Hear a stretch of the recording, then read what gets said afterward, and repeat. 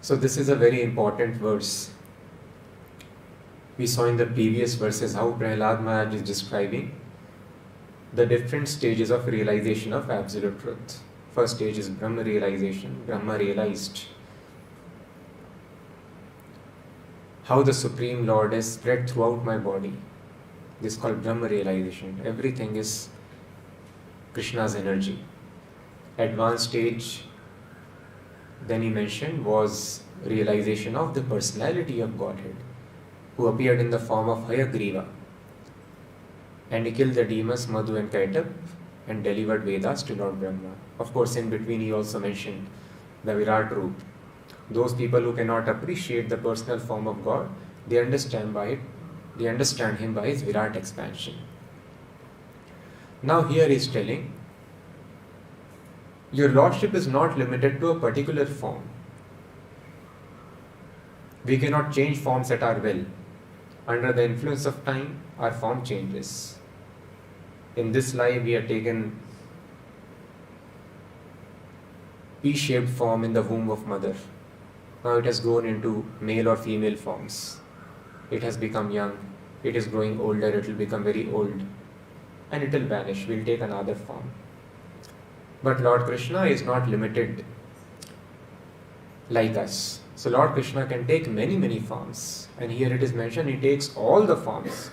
He is the origin of all the forms. Because material world, it is explained in Bhagavad Gita, is a reflection of the spiritual world. So Prahlāda Mahārāja here explains, Nritirya Grishi Deva Jasha Avataraya. Nritirya.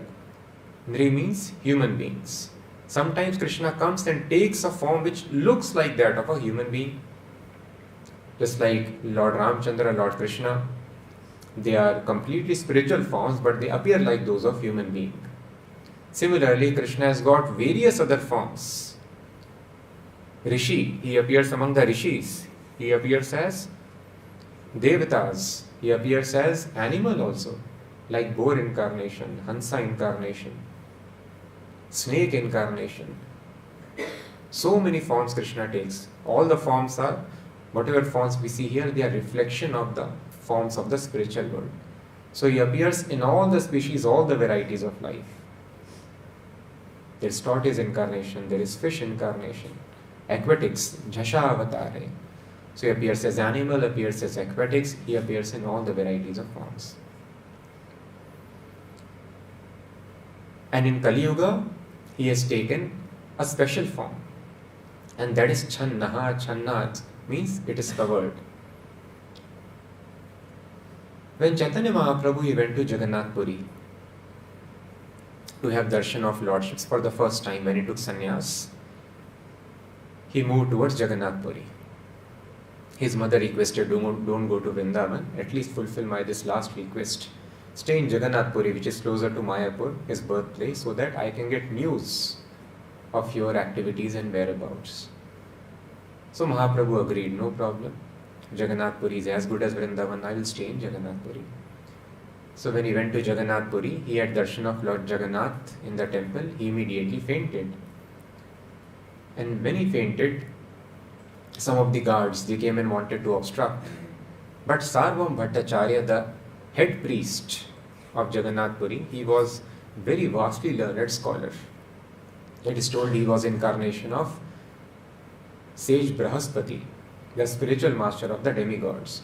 He had come here so that he can also develop pure devotional service. So Sarvam Bhattacharya was a very great scholar. He understood this person is not ordinary, he is Mahabhagavata, very, very great, exalted sage of Bhakti Yoga.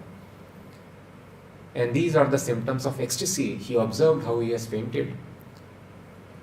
So when a person advances in spiritual life, these are extraordinary symptoms of spiritual ecstasy. Once a symptom is that a person faints. So very carefully examined, basis the injunction of the scriptures, that this fainting, all these symptoms, what Chaitanya Mahaprabhu is showing here, these are symptoms shown by Mahabhagavata, very exalted devotee. So he took Chaitanya Mahaprabhu to his home, and then he was discussing about him with Gopinathacharya. Gopinathacharya was one of the associates of Chaitanya Mahaprabhu, and he was brother-in-law of Sarvam Bhattacharya. So they had a very close relationship. So Sarvabhauma Bhattacharya, the head priest, he asked Gopinathacharya, so please tell me about this sannyasi. He is a young sannyasi. Chaitanya Mahaprabhu took sannyas at what age? 24 years. Very young. So he was very, very beautiful. And when he came to his senses, he behaved in a very humble manner. So he was sannyasi, he was a learned scholar, but he was very humble at the same time. Usually if people are learned, they are not able to have humility. If somebody is very humble, usually they are not very intelligent. Both these qualities are very rare, and more so when a person is physically also very attractive. So thus Sarvabhauma Bhattacharya became greatly attracted. His heart got moved seeing Chaitanya Mahaprabhu. He is very, very effulgent, young, very beautiful sannyasi. And he is very humble, very intelligent also. Please tell me more about him. Who is this sannyasi? So then he told, he gave the details. He took initiation from Keshav Bharati. And in this way he is a vastly learned scholar. And when he got to know Keshav Bharati, so he told his name Shri Krishna is good, but he has taken initiation from Bharati Sampradaya, which is not the topmost, second grade he considered. So he told, I can teach him Vedanta. He has taken sannyas at a very young age. Unless he reads Vedanta, his mind is absorbed in Vedanta, he will fall down. So thus I need to educate him in Vedanta. I will speak to him Vedanta and I will re-initiate him into the topmost sannyasi sampradaya. So when Gopinathacharya heard this, and Mukund Datta, another associate of Chaitanya Mahaprabhu, was there with him, they became very sad that how he is talking about Supreme Personality of Godhead, that I want to re-initiate him. So then he explained, my dear brother, please understand, Chaitanya Mahaprabhu is Supreme Personality of Godhead himself. He is not dependent on these exteriors, whether he is wearing white or saffron. He is sannyasi of first order or second class from whom he has taken initiation. These are all external activities. He is Bhagavan Swayam, Supreme Personality. So then he told, it's okay, I can understand he is Mahabhagavata, but why you are calling him Supreme Personality? Don't be so sentimental. And then Sarvabhauma Bhattacharya's disciples were also there. They started debating, on what basis are you telling that he is Supreme Personality? Because Lord Vishnu is told Triyogi. Triyogi means he appears in three yogas. So Lord Vishnu's name is Triyogi. So how can you claim that he is Supreme Personality of Godhead? This is Kali Yuga, do you not know? So Vishnu is Triyogi, how can he appear in fourth yoga, which is Kali Yuga? And this was a very strong argument. Lord Vishnu is actually called Triyogi. Triyogi means he appears in three yogas. So thus if a person has partial understanding of the Vedas, then a person may get bewildered by such statements and may not be able to understand completely the Supreme Personality of Godhead. So they had partial understanding of the Vedas, but the conclusive knowledge was not given to them. Why conclusive knowledge was not given to them? Because Krishna tells, who can know me completely? Bhaktya mam abhijanati. Only a devotee can know me completely. It is mentioned in Bhagavad Gita, 18th chapter, verse number 55, if I am not wrong. Bhaktya mam abhijanati yavanyaschasmi tatvatah. In truth, tatvatah, only a devotee can know me. So Krishna mentions in the beginning of Bhagavad Gita that Arjuna, please understand me in truth. Janma karma cha me divyam evam yuveti tatvatah. The purpose of Bhagavad Gita is to make a person immortal, take him out of repeated birth and death. And who can attain this position? Who understands Krishna in truth. But who can understand Krishna in truth? That Krishna explains at the end of Bhagavad Gita. Bhaktya mam abhijanati, only a devotee can know me. So because the followers of Sarvabhauma Bhattacharya, they were following the process of Jnana Yoga, followers of Sripad Shankaracharya, they could not understand perfectly the supreme truth. So then Gopinathacharya, he was also a great scholar as well as a devotee. So devotees are not sentimentalists. Their knowledge is completely backed by the Shastras. A neophyte devotee can be a sentimentalist who has a faith in Krishna. Either that faith is in a very novice stage, or that faith could be very strong, that is Madhyam Adhikari. But even at that stage, Madhyam Adhikari, he might not be able to support his faith with the statements of the scriptures. But advanced devotees are able to have many scriptural references.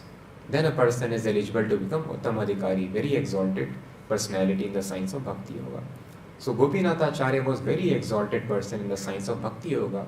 So immediately he quoted this very important verse. So in this verse directly Prahlāda Mahārāja is telling what he is telling. Dharmam Mahapurusha Yuganuvrittam Channa Kalau Yat Abhavas Triyogo Athasatvam. Channa means covered. Channa Kalau Yat Abhavas. Kalau means in this age, Kali Yuga, you appeared as Channa, as covered incarnation. So therefore you are called Triyogi. So you appear in all the forms in various yugas, in all the yugas. But you are called Triyogi because Channa Kalau Yat Abhavas. In Kali Yuga, Kalau Channa, you come in a covered form. And then he quoted, of course, various other references. So, of course, we can agree that in Kali Yuga also incarnation will happen. But Chaitanya Mahaprabhu's incarnation or not, how to prove it? Now for this further references are there, he told, because you have not taken to devotional service. So unless one takes to devotional service, either he will not stumble upon such references because scriptures are huge, or even if he reads, he will not be able to understand them. Then he quoted various references which are there mentioned throughout the Vedas. In Śrīmad-Bhāgavatam it is mentioned in the 11th canto. Krishna Varnam Tusha Krishnam Sangopangastra Parshadam Yajna Sankirtana Prayar Yajanti Sumedasah. That in Kali Yuga, how people will worship, Sage Nimi was explaining. He explained the different incarnations in different ages. In Satyuga, people would worship like this, with tapasya, with austerities and penances, people would worship the Supreme Personality of Godhead. In Treta Yuga, they would worship by offering sacrifices, spoons and ladles. Then in Dwapar Yuga, they will worship him as the Supreme King, deity worship. And in Kali Yuga, Yajna Sankirtana Prayar, people will worship him by Sankirtan Yajna. Krishna Varnam, he will be always chanting the names of Krishna. So this avatar of Krishna, he will be Krishna Varnam. Always he will be taking the names of Krishna or preaching about Krishna. But his complexion will be Akrishnam. Krishna means blackish in color. That is Krishna's original complexion. But this incarnation will be opposite to black. He will be very fair colored. Sango Pangastra Parshadam. He will be always accompanied by his associates. And Yajna Sankirtana Prayar Yajanti Sumedasah. People will worship him by Sankirtan Yajna, chanting and hearing the names of Lord. But not everyone will be able to do it. Who will be able to do it? Sumedasah. Sumedasah means those who are very intelligent. They will be able to worship Lord in this way, Sankirtan. So thus Chaitanya Mahaprabhu was fair colored and he is always chanting the names of Krishna. He is accompanied by his associates. And then he quoted further, it is mentioned in Mahabharata also. Lord Chaitanya's name comes in Vishnu Sahasranam also. So many references are there. Suvarna Varna Hemango. Suvarna Varna, again it is mentioned, that is, he will be golden in complexion, like a molten gold his limbs will be. Chandanangadi, there will be chandan over his body. Sannyasakrit Shama Shanto, he will take sannyas. Lord Krishna did not take sannyas. Lord Ramchandra did not take sannyas. Narsingdev did not take sannyas. But it is told in Kali Yuga when he appears, sannyasakrit, he will take sannyas. Shama, he will control the senses. Shanta, he will be very peaceful. Nishta Shanti Prayana. So thus like this, so many references are there. And the direct references are also mentioned in Vayu Puran, in Chaitanya Upanishad, in Atharva Ved, in Garun Puran, in Narad Puran. So in so many Upanishads, so many Puranas, exact descriptions Shachi Garve Purandarat. Great details are mentioned. But Sarbam Bhattacharya told, because you have not taken to devotional service, there is no use of giving references to you, because you will not be able to understand it. So thus taking to devotional service is very important. Similarly, some people who claim to be Vedantist, they claim that, of course, they did not take the name. Some of them, they take the name also. Sometimes indirectly they tell. So this Bhagavad Gita of ISKCON, Hare Krishna Movement, written by Srila Prabhupada, it is not exact Bhagavad Gita. And some of them, they accuse that people do not give the exact meaning of Bhagavad Gita. They twist the meaning to suit their own philosophy. So they want to preach their philosophy, so they will twist the entire meaning of Bhagavad Gita. And then he quoted this person, that Krishna tells in Bhagavad Gita, Buddhi Yoga, and it is translated as Bhakti, as devotional service. So it is told, when Buddhi Yoga is mentioned, why you are translating it as Bhakti or devotional service? So you want to preach devotional service, so you are using Krishna as an instrument to preach your philosophy. Similarly, just like they were quoting, it is mentioned Triyogi. So when it is mentioned Triyogi, how you can tell that Krishna is incarnated? No, in Bhagavatam it is mentioned, there is a direct shloka. That is why we have to understand, not every time there are two kinds of meanings. One is called literal translation. Another is called the purport of it. So we should be more concerned with the purport, the actual meaning, rather than the literal translation. Just like the Devatas, they are addressed as Amar in the scriptures. Amar means immortal, one who does not die. But does the Devata does not die? No. Sahasrayuk paryantam aharyat brahmano vidhu. It is told, no, Brahma also dies, he also has a time. Although his day is very, very long. Sahasrayuk paryantam aharyat brahmano vidhu. 1000 yugas is equal to his one day. And he lives 100 such years. Dviparardha. One parardha is 50 years of Brahma, he lives 2 parardhas. That is his age. But Brahma has got age. Similarly, other Devatas, they have got age which is less than that of Brahma. But they have got age, they also die. So how do we understand this? They are called Amar. Amar means, in our reference, our lifespan is very, very short compared to Devatas. So compared to us, they are Amar, they are immortal. So that is why it is told Arupam, Arupaya, Rupaya. Krishna is called Arupam, sometimes invisible, because he is invisible too. It is not that he is not having any form, but his form is not visible to us. So that is why he is called Arupa. To explain the God, one who has no form which you can see.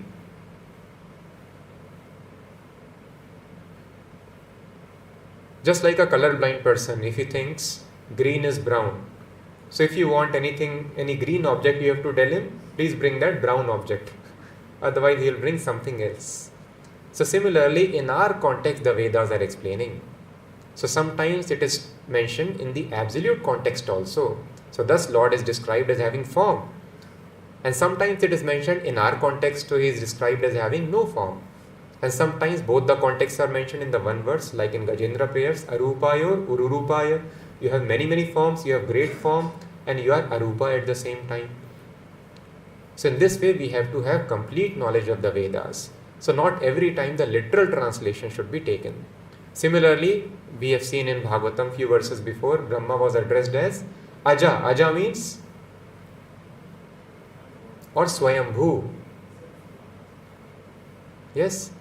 So how do we understand both these words? One place it is mentioned Bhu. Bhu means born. How is born? Swayambhu, self-born. Another place it is written unborn. So either a person can be born or unborn. How do we understand? And both words are used for Brahma because it is mentioned in our context. All the living entities, they came after Brahma. They did not see Brahma taking birth. So for them Brahma is unborn, he has not taken birth. Or self-born, they could not see any source of Brahma's birth. So that is why Brahma is also called Swayambhu. But can somebody be self-born? Birth means it is a complicated process. A complex machine is coming out. How any machine can create its own self? For birth, parents are always required. Creator is always required. Can any person take birth on his own? I created myself. So this is contradictory. Creator should be present before the creation. It is very nicely analyzed by the Goswamis, by G. Goswami and others. So creator should be present before the creation. That is what Krishna tells. Srijami aham. Srijami means to create. Now Srijami aham literally in Bhagavad Gita means I created myself. So then it is explained by the Goswamis. What is the meaning of this statement? Krishna tells. Tadatmanam Srijami aham. Krishna tells in Bhagavad Gita, I come here. So it means I create my appearance. Because if Krishna was not existing before, then how he can create himself? So nobody can create himself. So Srijami aham, it means I created my appearance and I create my disappearance. Just like a dramatist. He creates his appearance, he creates his disappearance. So in this way we have to understand when it is mentioned Swayambhu, it means in our context it is being spoken. We mortal living entities speak of Brahma as Swayambhu, one who has taken birth on his own, because nobody could see his parents from where he has come. And thus he is sometimes addressed as Aja, unborn also, but Brahma is not unborn, as we have understood in these verses. How Prahlāda Mahārāja is explaining that there was lake in the navel of Vishnu, and that from that lake one seed was there. From the seed lotus came out. On top of lotus Brahma appeared. Right? So this is called birth of Brahma. So when it is mentioned Aja, it is contradictory. So thus when Prabhupada is translating, Brahma will write Brahma who was created by, who did not have material father and mother. So now you may ask, so here it is told Swayambhu. Why you are telling not having material father and mother? No, because Prabhupada wants to convey to us the exact meaning of that verse. Aja means one who did not have a material birth like us. He was created by Supreme Lord himself. He did not undergo the birth process like ordinary living entities. He did not have material father and mother. So he is called Aja. So in this way, in many places, the Acharyas, they want to give us the exact meaning rather than literal meaning. The literal meaning may not make sense in many ways. Just like we tell sometimes. Somebody goes to a restaurant and he tells Thanda le aao. So Thanda means, literal translation is bring me cold. So bring me cold means what? Should I bring AC here? Should I give you some ice cubes? Should I bring you ice water? Or what should I do? Bring me cold means what? No, Thanda le aao means bring me cold drink. That is a way of speaking, give me cold drinks. So literal translation does not make sense here. So that is why the Acharyas who understand the mind of Krishna, what Krishna is speaking, what is the actual meaning of Krishna's words, they give the Bhavarth. Bhavarth means what Krishna intends to say. And it is a Bhavarth which is important, isn't it? Literal meaning, just like small child. He will tell mum, mum, mum, mum. It means nothing. But parents understand he or she is asking for water. In no dictionary you will find mumma means water. Or without speaking, child simply cries. The parents understand. Right? So that is why the literal translation may not make sense. But Bhavarth is important. So it is a Bhavarth which is called the purport. So that is why it is very important to read the purport, and sometimes in translation itself, the Vaishnavacharyas, Prabhupada, because they are pure devotees of Krishna, pure devotee knows the mind of Krishna, they give the actual meaning, the purported meaning. But still, by scholarship, by reading the Bhagavad Gita nicely, also one can understand that how it is this person who has criticized that Buddhi has been translated as Bhakti Yoga, why Buddhi Yoga you are doing like this? No, it is actually Bhakti Yoga. How? If we read Bhagavad Gita fully, we will understand. So in 10th chapter of Bhagavad Gita, this Buddhi Yoga is explained nicely. What is this Buddhi Yoga? Tesham satata yuktanam bhajatam priti purvakam dadami Buddhi Yogam tam yena mam upayanti te. Krishna is telling Tesham satata yuktanam, those who are always engaged in my service. 10th chapter, verse number 10. Satat means always, yukta means engaged. Bhajatam means devotional service. Priti Purvakam means with great priti, with great love and affection. So those who are always engaged in service of Krishna, how? Priti Purvakam, with great love. Then what happens? Dadami Buddhi Yogam tam, I give them Buddhi Yoga. What happens by Buddhi Yoga? Yen mam upayanti, they come to me. Now in 18th chapter of Bhagavad Gita, Krishna again mentions, who can come to Krishna? Bhaktya mam abhijanati yavan yaschasmi tatvatah. Only a bhakta can know me as it is. So when a person knows Krishna as it is, then what happens? Tato mam tatvato gyatva vishate tad anantaram. He enters the spiritual world. Anantar. Anantar means that world which is not destroyed, which is eternal, which is Sanatan Dham. Tato man tatvato gyatva vishate tad anantaram. He enters the spiritual world. He comes back to me. So here Krishna is telling, Bhaktya mam abhijanati. Only a devotee can know me, by which he can come back to me. So thus, in order to come back to Krishna, yena mam upyanti te, one has to become devotee. One has to know the science of devotional service. Bhaktya means devotee, one who renders devotional service to Krishna. So it means this Buddhi Yoga, which is mentioned in 10th chapter, that is nothing but Bhakti Yoga. Dadami Buddhi Yogam tam yena mam upyanti te. Only a devotee can go to Krishna. Pitran yanti pitravrata bhutani yanti bhutejya yanti devavrata devan. Krishna again mentions those who worship devatas, they go to devatas. Yanti devavrata devan. Pitran yanti, those who worship the forefathers, they go to forefathers. Bhutani yanti bhutejya. Those who worship ghosts and evil spirits, they go to those ghosts, live with them. Madhyajinopi yanti mam. And those who worship me, they come to me. So what is this Buddhi Yoga exactly? The yoga by which in 10th chapter it is mentioned, Dadami Buddhi Yogam tam yen mam upyanti te, by which they can come to me. And who goes to Krishna? Madhyajinopi yanti mam. Madhyajina, one who worships me, he comes to me. So thus Buddhi Yoga means the knowledge, the intelligence by which one can go to Krishna. The knowledge of worshipping Krishna, the knowledge of engaging in his devotional service. So thus, if a person reads Bhagavad Gita like this, very clearly Buddhi Yoga has been explained in 10th chapter, in 18th chapter also. Bhaktya mam abhijanati. So Buddhi Yoga is another name for Bhakti Yoga. Just like physics and science can be used interchangeably. Physics is another form of science. So somebody can tell, oh, here physics is written. How this person is writing science? Physics is not science. Home science is only science, because science word is there in home science. So that is foolishness. Such a person does not know physics and does not know science also. So physics is science, although in name it is not mentioned.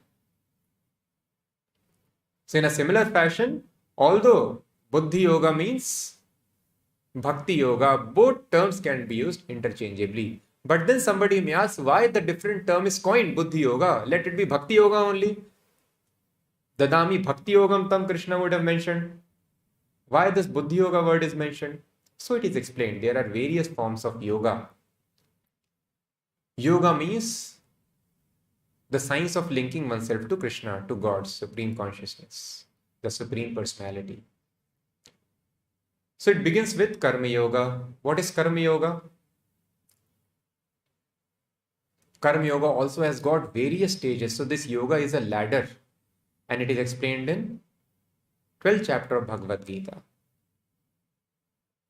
And it is mentioned by Krishna, Sankhya Yoga Prithak Bala Pravadanti Avipaschitaha.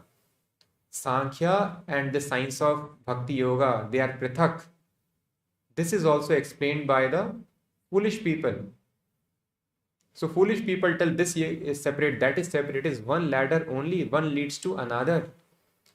So the beginning portion, the first rung of this ladder is Karma Yoga. Karma Yoga means, Karma Yoga is also various grades. Karma Yoga is also many steps are there in Karma Yoga. Karma Yoga begins with renouncing the fruits of your activities. For general purpose, social work, you are not attached to fruits of your activity. You are working very hard and offering the results of your work for general welfare because you do not understand God. But when a person advances, then Krishna mentions in second chapter, this initial stage of Karma Yoga is also mentioned by Krishna. Sarva karma phala tyagam tyaga shantir anantaram. At least you leave the results of your activity, then you will be very peaceful. Only with a peaceful mind, a person can come to the stage of sanity, Jnana Yoga. So at least don't enjoy the results of your activity. Give up the results of your work. Sarva karma phala tyagam. This is the basic stage mentioned by Krishna. Give up the results of all your works. And when a person gives up the result for work, he may advance to the platform of knowledge. And that is called Jnana Yoga. Also, that is the beginning of Jnana Yoga. Beginning of Jnana Yoga is a person understands that I am not the body. He starts realizing, I have done so much of action for my enjoyment, but I have not got satisfaction in my life. So who am I? In this way, when he starts cultivating knowledge, what is truth of life? From where have I come? So cultivating knowledge of the absolute truth, trying to research about what is truth in life, what will satisfy me, this is called Jnana Yoga, beginning of Jnana Yoga. And then when a person advances to understand that, oh, Krishna is the absolute truth, then that is advanced stage of Jnana Yoga. When a person cultivates knowledge about Krishna, he wants to understand about Krishna, he reads the Vedas just to understand Krishna. This is the most advanced platform of Jnana Yoga. Trying to read the Vedas, by reading about Krishna, they want to understand the supreme truth, approach the supreme truth. So when a person wants to cultivate Jnana to approach the supreme truth, that is called topmost stage of Jnana Yoga, to approach Krishna. And then when he realizes that Krishna is the ultimate objective of all yoga, he is the supreme personality, origin of the whole world, universe, he is my eternal relative, only by satisfying him I can be satisfied. But still the person is attached to certain kind of activity here. That person is called topmost karma yogi. And that is also mentioned in the Bhagavad Gita. Yat karoshi, yat joshi, yat ashnashi, tadasiyat, yat tapasyasi kaunteya, tat kurushu madarpanam. So initial bhakti karma yoga is also mentioned in Bhagavad Gita, that give up the results of your activity. Remain equipoised, don't be attached to the results. And then results should be given to Krishna. This topmost karma yoga is also mentioned. So karma yoga is it's not black and white, it's a gray scale. It keeps on advancing when a person approaches more towards Krishna. So when a person understands Krishna is the objective of all yoga, he is the absolute truth, but still some attachment is there. But still I want to do this, I want to teach others, I want to do this work of professorship. Oh, I want to do business only, but I want to satisfy Krishna. Oh, I want to do this kind of job, but I want to satisfy Krishna. I understand he is the goal. Such a person is the topmost karma yogi. Swakarmana tam abhyarchya. By his own activity, he is satisfying Krishna. This is the ultimate stage of karma yoga. And this is bhakti yoga also. This is beginning of bhakti yoga also, because the person is rendering service to Krishna. The topmost stage of Jnana Yoga, when a person is reading Vedas to understand Krishna, is Bhakti Yoga also, because he is trying to understand Krishna. At the same time, it is Jnana Yoga, because that is not pure Bhakti Yoga. What is pure Bhakti Yoga? That is Buddhi Yoga. Shravanam Kirtanam Vishnoho Smaranam Pada Sevanam Archanam Mandanam Dasyam Sakhyam Atva Nivedanam. Simply chanting and hearing about Krishna, thinking of Krishna, offering prayers to Krishna, worshipping Krishna, engaging in service of Krishna. So this service is different from Karma Yoga. Karma yoga is also serving Krishna, but a person is attached to certain kind of activity. But bhakti yogi or buddhi yogi, he is not attached to any kind of activity. He can do whatever is required to serve Krishna. That is called dasyam, serving Krishna completely. Archanam, mandanam, ready to carry out any order of Krishna. So then it is no longer karma yoga, it becomes dasyam, bhakti yoga, pure bhakti yoga. Sakhyam, acting as friend of Krishna, atmanivedanam, complete surrender. This is called bhakti yoga. So a person is not surrendering himself completely like Bali Maharaj did. He surrendered everything. Person is not doing that. He cannot offer everything to Krishna. He is not chanting and hearing the names of Krishna. He is not always thinking about Krishna. He is not worshipping the deity of Krishna. He is not serving the lotus feet of Krishna, Pada Sevanam.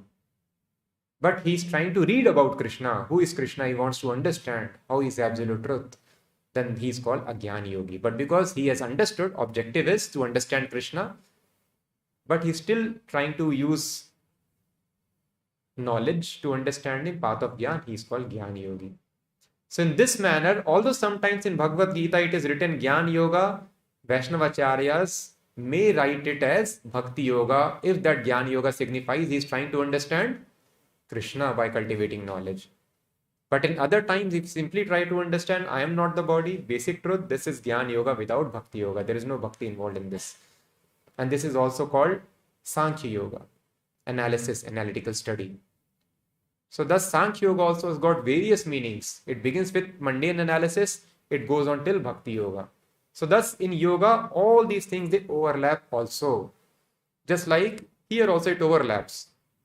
+2 is called school also, and +2 is called college also. In South it is called PUC, right? Pre-University College something.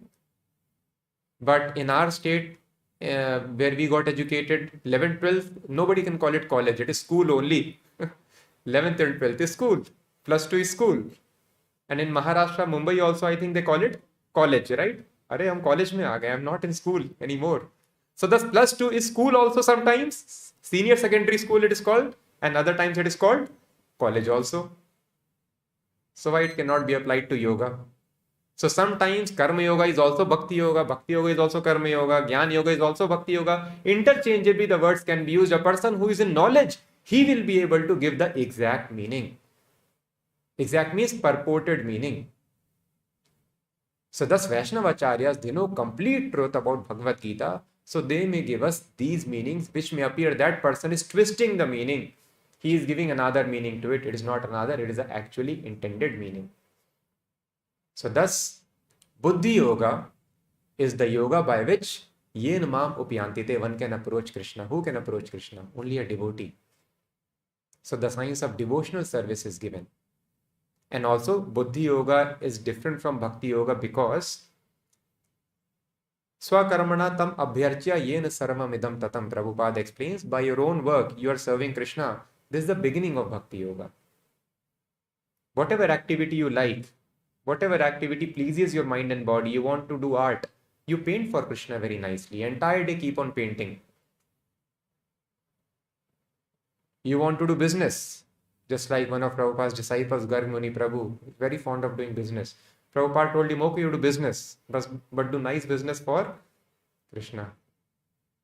But of course, he was a bhakti yogi, so then when business was not favorable, he came to Prabhupada's shelter. He engaged nicely.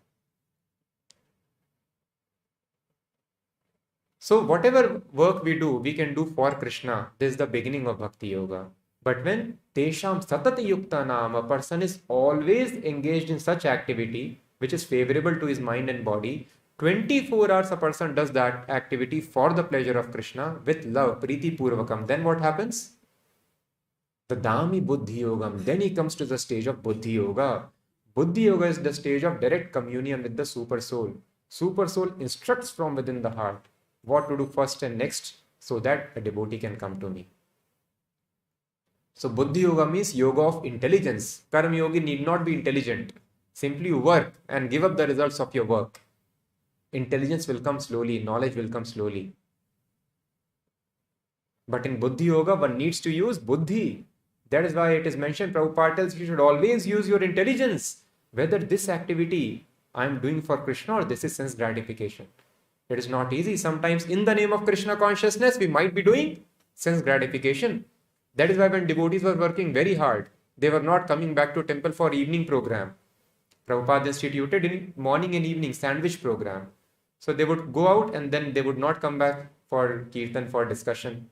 So Prabhupada told, this ugra karma, this will destroy the movement, he told. Nobody has intelligence, you are not interested in Krishna Katha. This sense gratification, Prabhupada used the word sense gratification. They are working for Krishna. They are not keeping any money in their pocket. They are going to collect funds so that temple can be constructed for Krishna. But no, Prabhupada told, this sense gratification, if you do, then this will destroy this will dismantle the structure of spiritual life. Why sense gratification? Because I have competitive spirit. So, even though I may not use the money, but collecting money also gives some pleasure.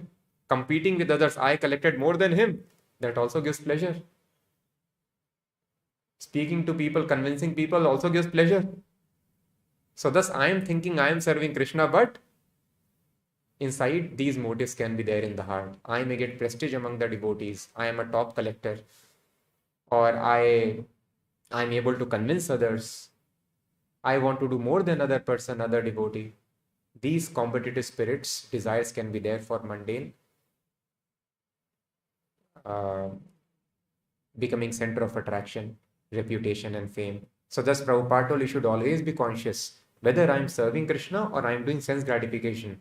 That is why Krishna consciousness is also called Buddhi Yoga. So simply fighting is not Buddhi Yoga. Fighting for Krishna, always thinking of Krishna with great love, that is called Buddhi Yoga. So that is why it is called Yoga of Intelligence. Always a person should discern whether I am doing sense gratification or I am.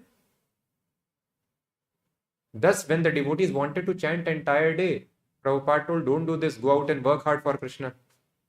So chanting can also be sense gratification. I am getting peace by this. If I go out, meet opposing elements, somebody criticizes me, पता नहीं कहाँ से आ जाते हैं, काम धाम कुछ नहीं.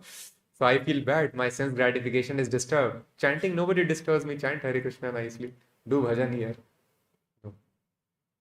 So thus, that is why Prabhupada tells, Krishna consciousness is also called Buddhi Yoga. One should always use Buddhi. How to use it in Krishna consciousness. So thus a person can be doctor, can be engineer, can be anything. But if a person has the science of Buddhi Yoga, he can very intelligently do every activity simply for satisfaction of Krishna. So thus these are the various reasons for which Krishna consciousness is called Buddhi Yoga. Buddhi Yoga means because we have to use intelligence always, whether this is satisfying Krishna or not.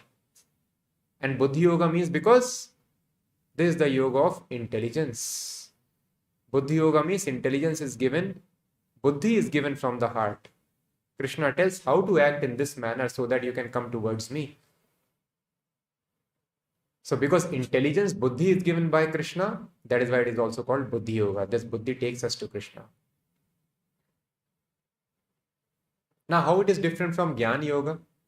Jnana Yoga also appears to be like Buddhi Yoga. No, in Jnana Yoga there is no activity for serving Krishna. Person simply wants to read the Vedas to understand Krishna. And Buddhi Yoga means activity. Fight for Krishna, cook for Krishna, read for Krishna, preach for Krishna, do everything for Krishna. Activity is involved. So when there is activity involved, person is actively engaged, it is called Buddhi Yoga. So that is why the Karma Yoga is also called Buddhi Yoga if it is done for Krishna.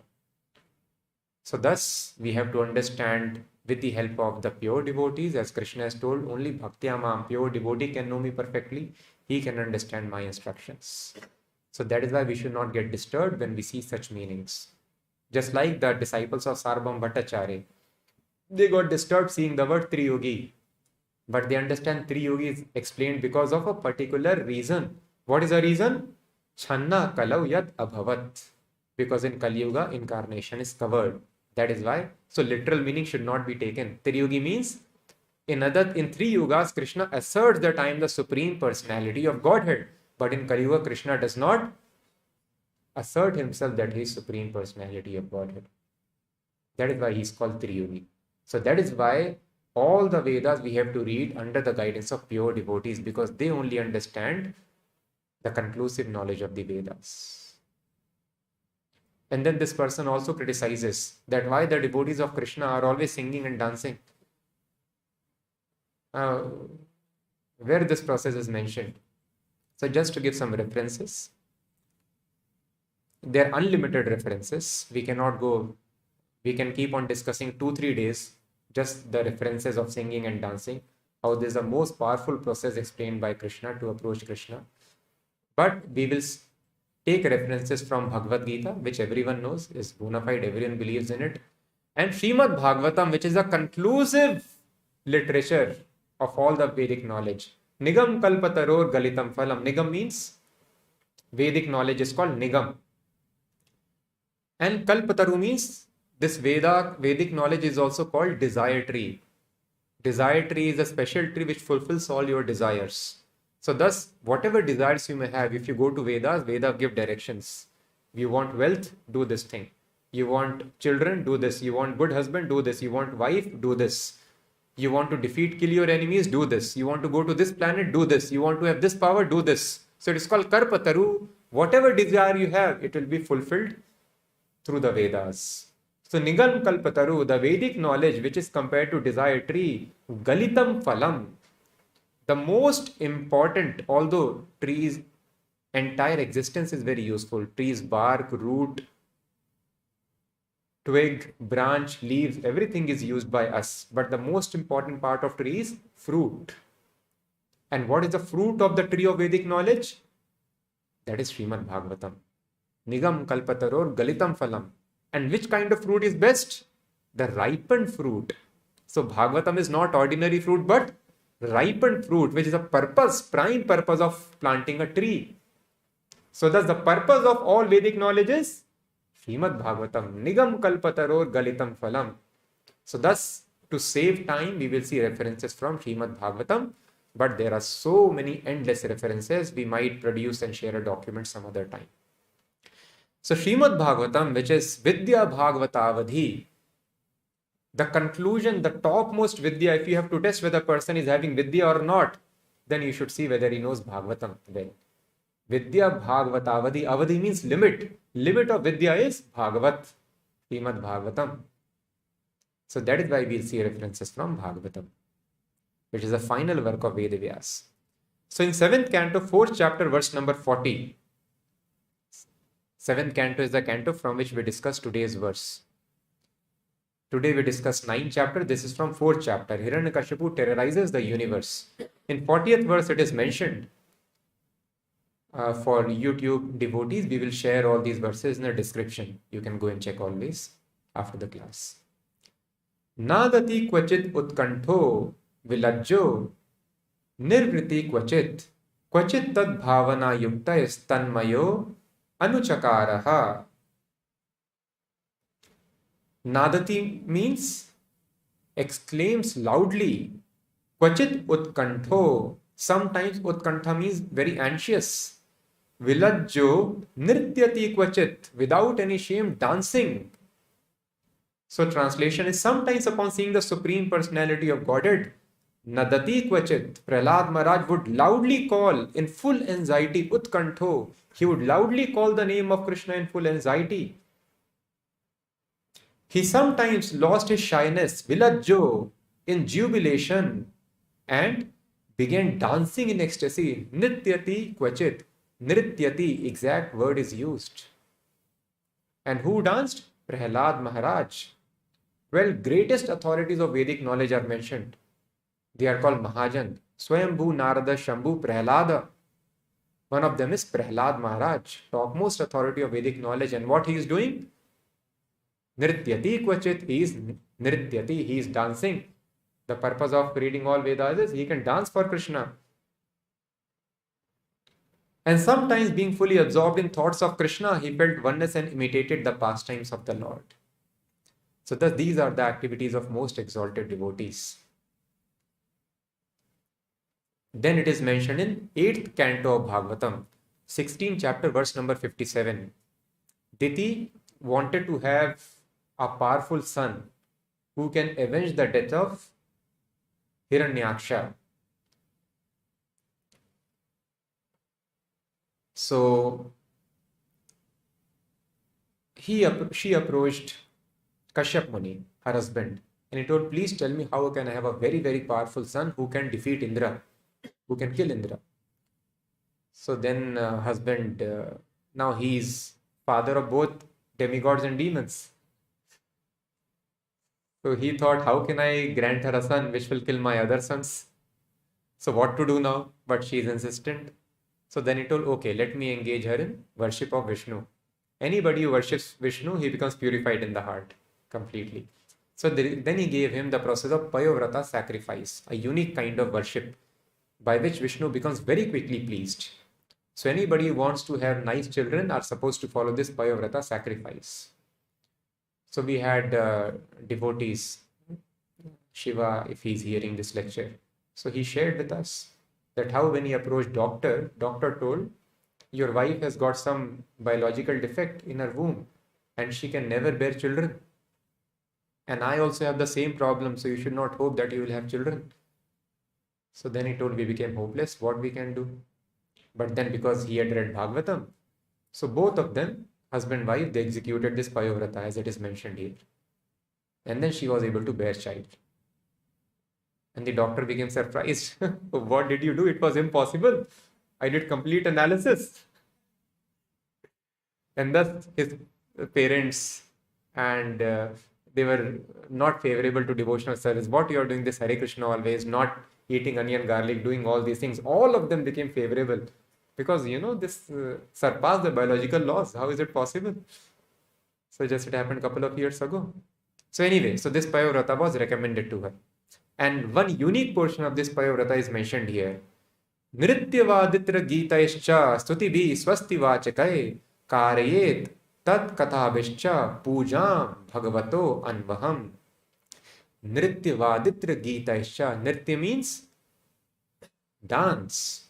Every day from Pratipat to Trayodashi, one should continue the ceremony to the accompaniment of dancing, singing, the beating of drum. So the drum beating, mridanga playing that we do, that is also as per Bhagavatam. Kashyap Muni recommended to Diti. The chanting of the prayers and all auspicious mantras. So again he tells that why do these people chant always? So by chanting mantras, nothing happens. These mantras are formula. E is equal to MC square. You keep on chanting. Will anything happen? No, you should know the meaning of the mantra. Need not chant always. So unfortunately, poor person has not read Bhagavad Gita. Even if he has read, this knowledge is not awakened, I think. So very clearly it is mentioned in Bhagavad Gita also. Satatam kirtayanto mam. Always keep on chanting my name. 9th chapter, verse number 14. Satatam, always. So the symptoms of Mahatmas, great souls are described. What do the great souls do? Satatam, always they are kirtayanto mam, chanting my names, mam, kirtayanto. So here it is mentioned, stutibi swasti vachaka. Stuti means they chant mantras. Swasti vachaka means they offer prayers. So they are always chanting mantras. Mantras have to be chanted. And then it is mentioned, Nritya Vaditra Gitaischa. They will do dancing, they will do singing, they will play Vaditra, musical instruments, beating of drums. So this Nritya Vaditra, it's a very scientific process by which actually Diti got very exalted sons, the Maruts. So this is mentioned throughout the Bhagavatam. Then in 8th canto, 21st chapters, when Bali Maharaj was arrested by the Lord, Vaman Roop he took incarnation, and then he arrested Bali Maharaj. Brahmadayo Lokanatha Swanathaya Samadrita. Now Brahma and everybody has assembled, they have come to the place now. And how? Brahma means he has given us the Vedas, the Vedic knowledge. Nobody knows Vedas better than Brahma. So how Brahma and other Devatas, how do they worship Supreme Lord? तोये समर्हणय स्रग्भिर Divya गंधानुलेपनय धूपैर दीपय सुरभिभिर लाजाक्षत फलांकुरय स्तवनैर जय शब्दैश्च तद्वीर महिमाकितये नृत्यवादित्र गीतैश्च शंख दुंदुभि निस्वनय. Shank Dundubi, the shank, the conch that we blow, that is also part of devotional service explained in Bhagavatam. That is done by Brahma also. Nritya Vaditra Gita Isha. They are, again the same word is used. Nritya Vaditra. They are dancing and they are playing musical instrument. Gita Isha. They are singing the glories of the Lord. Dhupay Deepay Surabhibhir. They are offering dhoop and deep, incense and lamp. What we do, the same thing what we are doing. This was done by Brahma and other people. So whatever we are doing in Krishna consciousness, this is exactly mentioned in the Vedas, throughout the Vedas. So Brahma is also singing and dancing. Who are you to tell that why do these people sing and dance? So they know how best to please Krishna. So to please Krishna, Vamandev, they are singing and dancing, offering him dhupa and deepa and prayers. Then again it is mentioned in 9th canto of Bhagavatam, 10th chapter, verse number 41. Pastimes of Supreme Lord Ramchandra are mentioned. So here it is mentioned when Ramchandra came back after great many years of exile, what is the situation of the Ayodhya Vasis? Dhunvanta uttara sangan patim vikshya chiragatam uttara kosala malyaye kiranto nandritur muda. The citizens of Ayodhya, upon seeing their king return after a long absence, patim vikshya chiragatam, offered him flower garlands, kosala malyaye, waved their upper cloths and danced in great jubilation. Kiranto nandritur muda. Muda means great jubilation. Nandritur. They danced, waving their upper cloths in great jubilation. So to please Lord Ramchandra, they are dancing. To please Vamandev, they are dancing. Brahma is dancing. Ayodhya Vasis are dancing. Everybody is dancing. Prahlāda Mahārāja is dancing. Swayambhu, Narada, Shambhu, topmost Mahajanas are dancing. Then again, 10th canto of Bhagavatam, 13th chapter, verse number 51. So this is the context where Brahma stole the calves and cowherd friends of Krishna. Then Brahma sees what is happening in the world actually. Atmadi stambha paryantay murti madhis characharay nritya gitadi anekar hai pritak pritak upasitaha. Again the word is used. Nritya Gitadi anekar hai. Nritya Gitadi. All beings, both moving and non-moving, from the four-headed Lord Brahma down to the most insignificant living entity, had taken forms and were differently worshipping those Vishnu Murtis according to their respective capacities, with various means of worship such as dancing and singing. So everyone from Brahma to small insignificant living entity, they had taken various forms and they were worshipping. How they are worshipping? Anekar hai, by various means. And the main means of worship are Nritya Gitadi, by singing and dancing. So singing, dancing, everybody is doing from Brahma to insignificant living entity.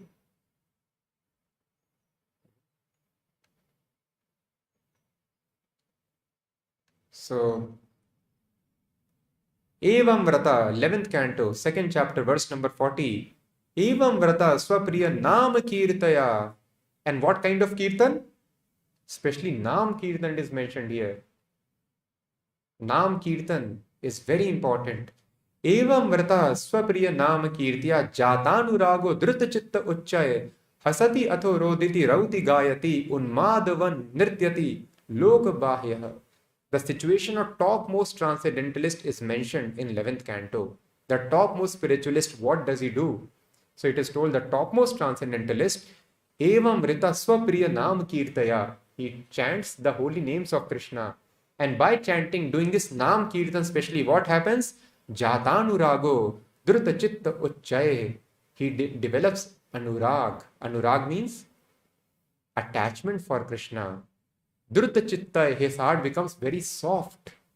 And with this softened heart, what happens? Hasati, atho, roditi rauti gayati. He sometimes laughs, he sometimes cries, roditi. Gayati, he sometimes sings. Unmad vran nrityati lok bahyah. Nrityati, he dances in great unmad, great jubilation. So he sings and he dances, the topmost transcendentalist.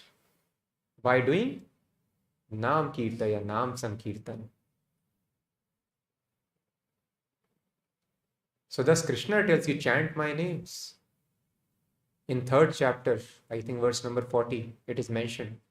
All third chapter is Karma Yoga. So Krishna is telling, Yagyarthat karmano anyatra loko yam karma bandhana. All the work should be done for Yajna. Yajna means Vishnu.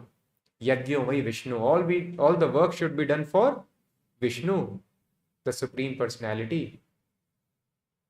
Okay, no, you are twisting the meaning. Again, somebody can tell. Okay, you take literal meaning of Yajna. Yajna means sacrifice. All the work should be done simply for sacrificing. This very important statement. This is the beginning of spiritual life. One should work not to enjoy the money which he is acquiring by that work, but all the money should be given up entirely. Yagyarthat karmano anyatra. If you do not do that, what will happen? Karma bandhana. One will get entangled in karma bandhan. Whatever work you have done, it will bring reaction, good or bad.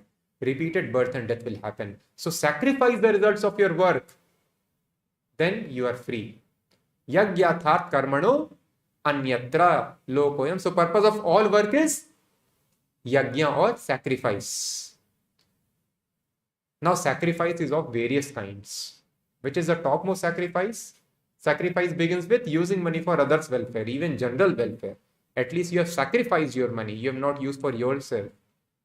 But the topmost sacrifice, which brings greatest result, it is explained in 10th chapter of Bhagavad Gita, where Krishna mentions Maharshi Nam Aham Brigur. I think it is verse number 42, or we have to check. Maharshi Nam Aham Brigur. Among the sages I am Bhigu. Among the mountains I am Himalaya. There Krishna mentions Yajna Nam Jap Yajna Asmi.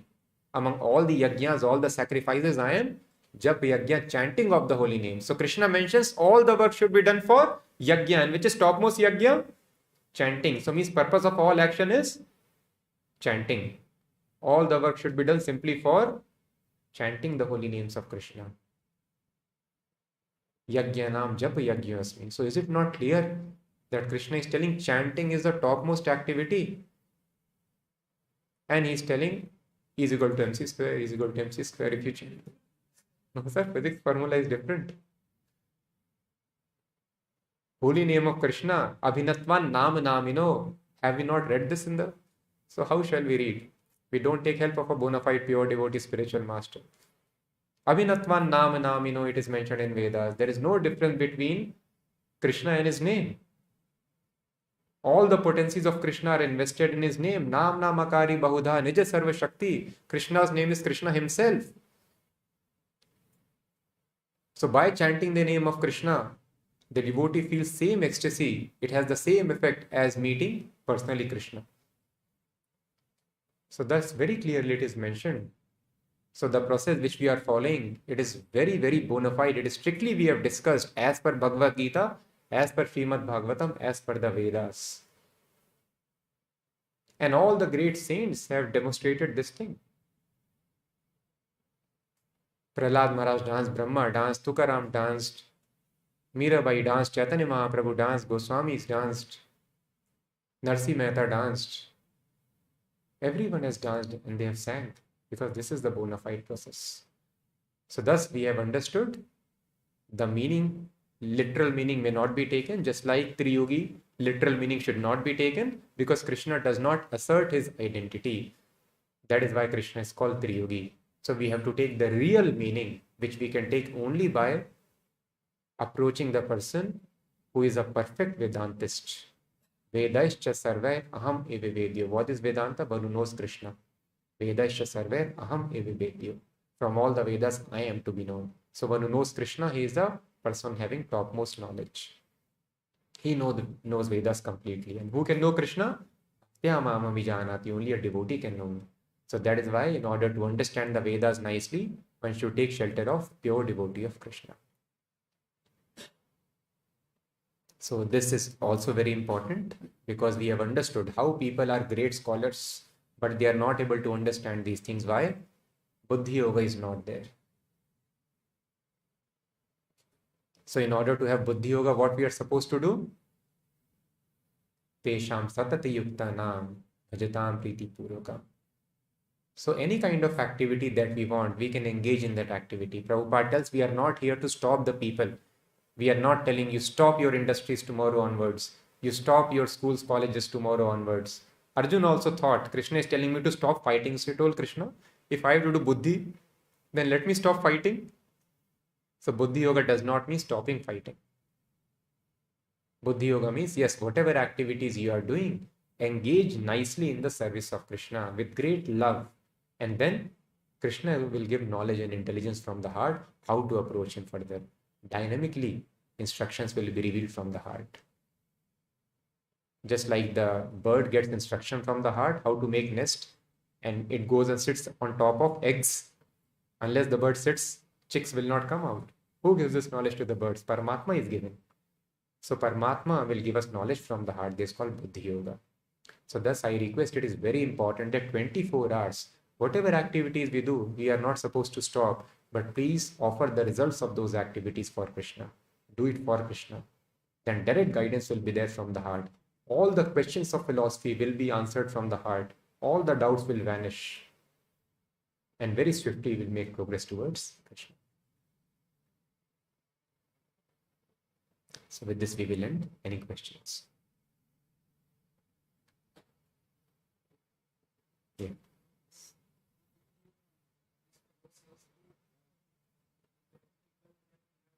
Little louder.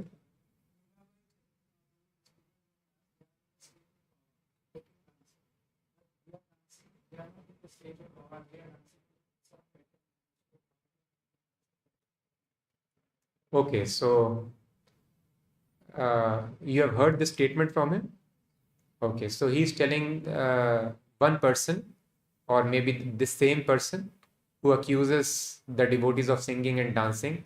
He's telling Chaitanya Mahaprabhu, Mirabai, they were on the stage of Bhava, so they were dancing. Why you are dancing and singing? You are not on that stage. But no, here it is mentioned that Devahuti was not on the stage of, Diti. Diti was not on the stage of Bhava.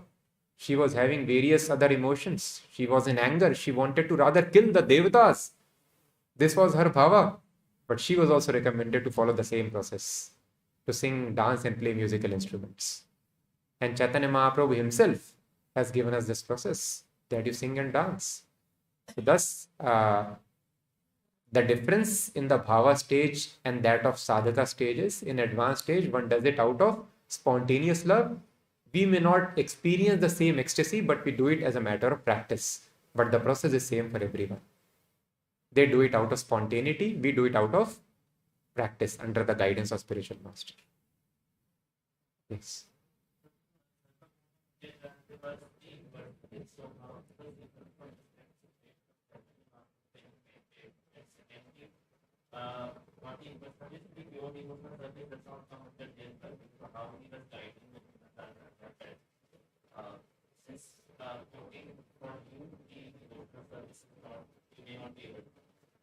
Okay. So the question is, Sarvabhauma Bhattacharya was an impersonalist. So how he was able to understand the symptoms of ecstasy of Chaitanya Mahaprabhu? And then second, how he was telling that Chaitanya Mahaprabhu is Mahabhagavat, pure devotee. So this Bhakti Yoga is followed by impersonalists also, but that is not real Bhakti Yoga. So Bhakti Yoga has to be there everywhere. Without Bhakti, nobody can become successful. Even if a person has to go and merge in the Brahma Jyoti, devotion to Krishna must be there. Without Bhakti, nothing is successful. But what is the Bhakti Yoga of impersonalists? Impersonalists, they think that Ultimate absolute truth is impersonal, simply an energy. And you have to detach yourself from this illusory world and attach yourself to Brahma. But it is very difficult to attach yourself to formless energy, which has no quality, no attribute. We get attached to qualities, some attributes, forms, features, and simply to Brahma, which is without any quality, without any activity, without any form. How you will develop attachment? So they tell you can imagine any form of Brahma, and then you sing and dance for them. But ultimately, you should understand you have to give up this attachment to this so-called form also. So that is why Sarvabhauma Bhattacharya also was worshipping Jagannath. He was the main priest of Jagannath. But he knows this Jagannath's form is illusory. This is not real form. But I have imagined some form, imaginary form, so that I can detach myself from matter. This is imagined form of Brahman. So when I am detached from material activities, then I will give up this also, this attachment also. So in this mood, they execute Bhakti Yoga. But the symptoms of Bhakti Yoga are mentioned in the Shastras, these kinds of ecstasies, so he was able to make out symptoms. Any other question?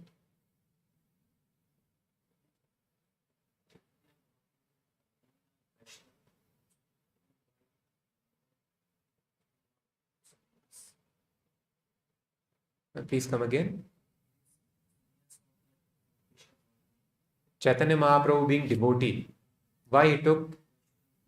Okay, the question is, Chaitanya Mahaprabhu he is Supreme Personality of Godhead, but he expressed himself as a devotee.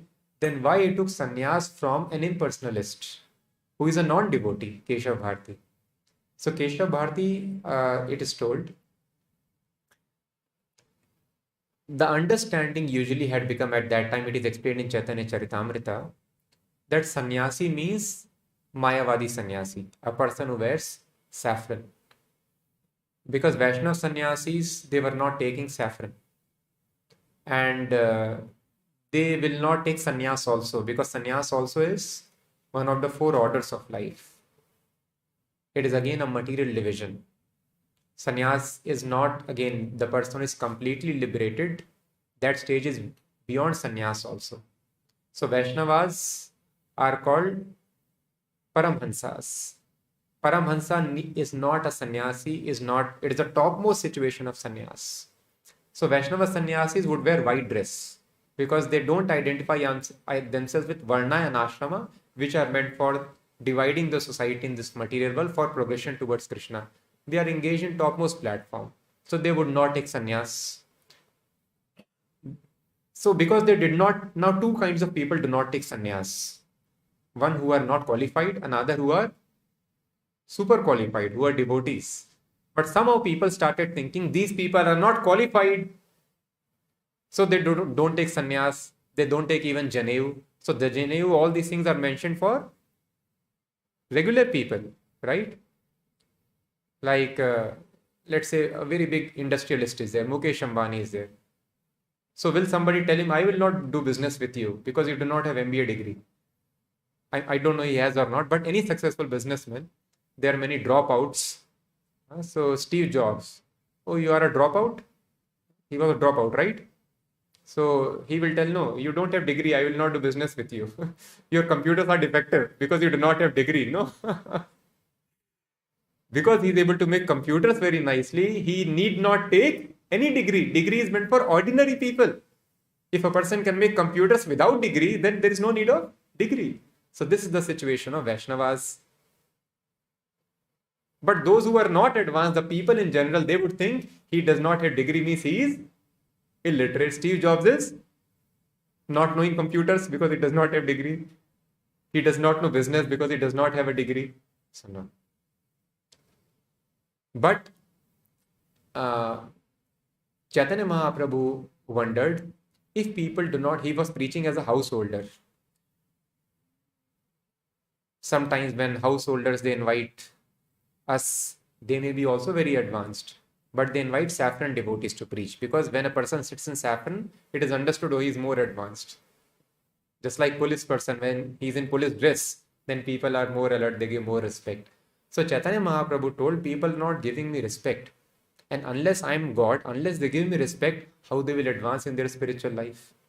Only when we offer respects to God, we advance. So Chaitanya Mahaprabhu told, I have to devise a way by which people start offering respect to me. When they offer respect to me, then dadami buddhi yogam tam, they will be able to get buddhi yoga, bhakti yoga. So thus he thought, I have to take sannyas. Because people would respect the sannyasis.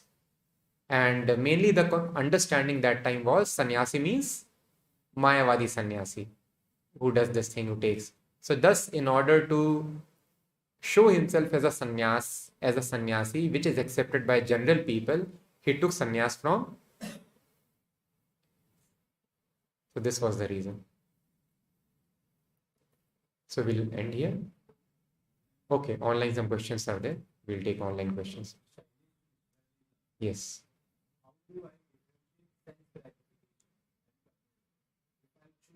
To painting for Krishna. Yeah. How do I differentiate? What kind of yoga? Yes. So if I do painting for Krishna, is it sense gratification? Is it karma yoga? Is it bhakti yoga or mixture? How do we understand? So if I am doing painting simply because of my pleasure, either I like to paint or I want to make money out of painting or get name, fame, reputation.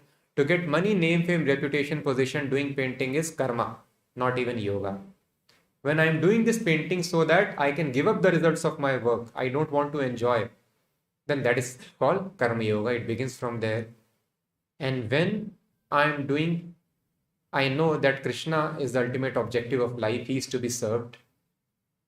But I am attached to painting. I cannot do any other thing. I have no taste for chanting and hearing. I cannot get up early in the morning. But I like to paint. So I will do painting, offer the results. Either I will paint for Krishna, the paintings which are required for the movement, or I can do some paintings and I can offer the result if I get a lot of money from painting to Krishna. This is called karma yoga. And what is buddhi yoga or bhakti yoga? I am completely surrendered to my spiritual master. My spiritual master has told me to paint, so I am doing painting. Even though I may not know how to paint, but my spiritual master has ordered you paint, so I will paint to the best of my capacity. Even though I am having leprosy in my hands, holding brush gives me a lot of pain, excruciating pain, but still my spiritual master has ordered, I will do it. No matter how much ever painstaking the job of painting is, this is called bhakti yoga. So I hope it answers. And now, how do we understand practically in our life? That is why devotees are there. Prabhupada has set up this institution. So we always take guidance from devotees. So whether I am doing this purely as bhakti yoga or there is some commission of sense gratification also involved in that. Second question. Destroyed wages. Can we use bad product like ghee to make yoga or not? Because some of the plastic contains animal food. Okay, so this question is not related to today's discussion. We will take in some other occasion. So now time is also up. Anything related? Yeah. Okay. Hare Krishna Prabhu, how to offer result of activity to Krishna? If someone is doing business, then shall he offer 100% profit? How should it be done? So the question is, how can we offer the results of our activities to Krishna? If a person is doing business, 100% of the money which he gains should be offered to Krishna. How do we understand?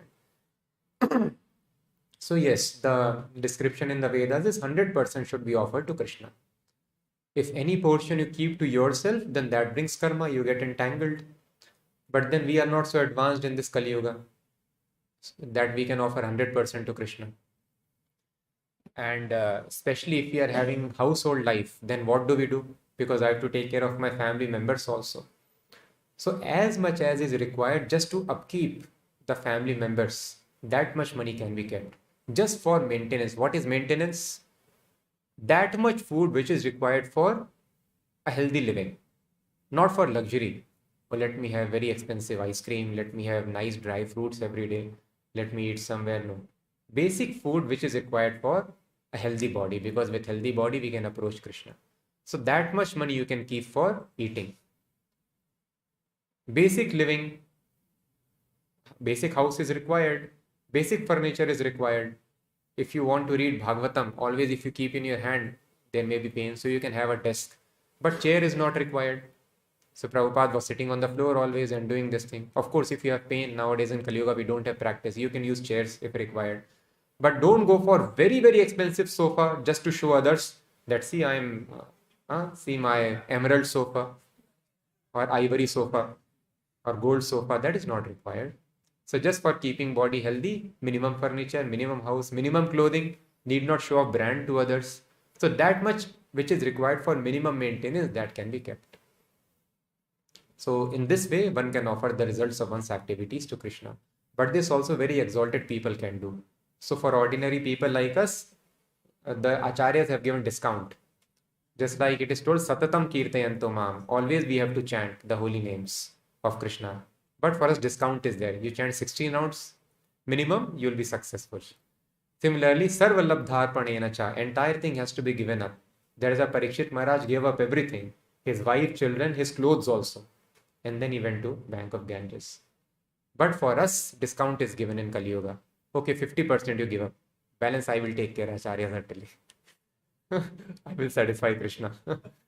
So thus now if you want to satisfy Krishna, it is very easy. Simply 50% we give up to Krishna, minimum, then it will be more. If we give, it is better. Krishna will be more pleased. But minimum 50% also if we can offer to Krishna, then we are doing good karma yoga. So we'll finish. Thank you so much for hearing. ग्रंथराज Shrimad Bhagavatam की जय, जगत गुरु श्रील प्रभुपाद की